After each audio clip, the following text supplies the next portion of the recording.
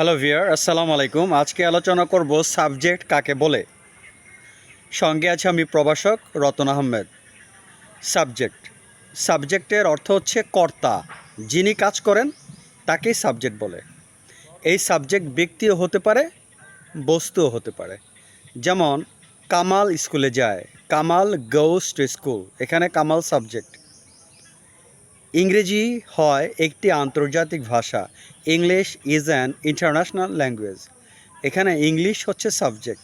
তাহলে আমরা বুঝতে পারলাম সাবজেক্ট ব্যক্তি হতে পারে, বস্তু হতে পারে। অনেক সময় আমরা সাবজেক্টকে ধরতে পারি না, সাবজেক্ট খুব বড় থাকে।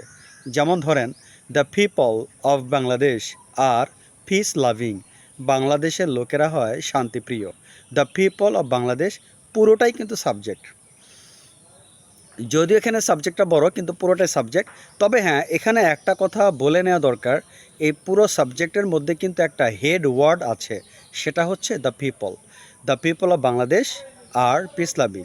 দ্য পিপল অফ বাংলাদেশ পুরোটা সাবজেক্ট হলেও এর মধ্যে একটা হেড ওয়ার্ড আছে, সেটা হচ্ছে পিপল। আর ও হেড ওয়ার্ডের উপরেই কিন্তু নির্ভর করবে এটি সিঙ্গুলার নাকি প্লুরাল।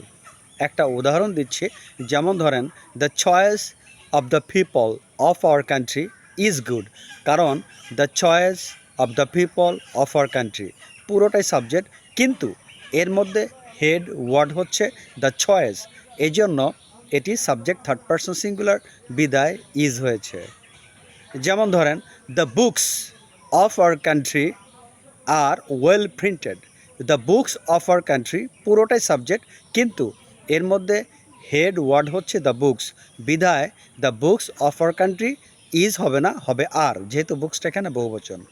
আরেকটা উদাহরণ বলছি, the boys in the class are meritorious.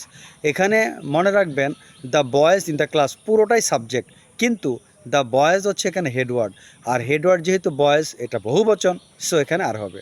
আশা করি ভিডিওটি বুঝতে পেরেছেন।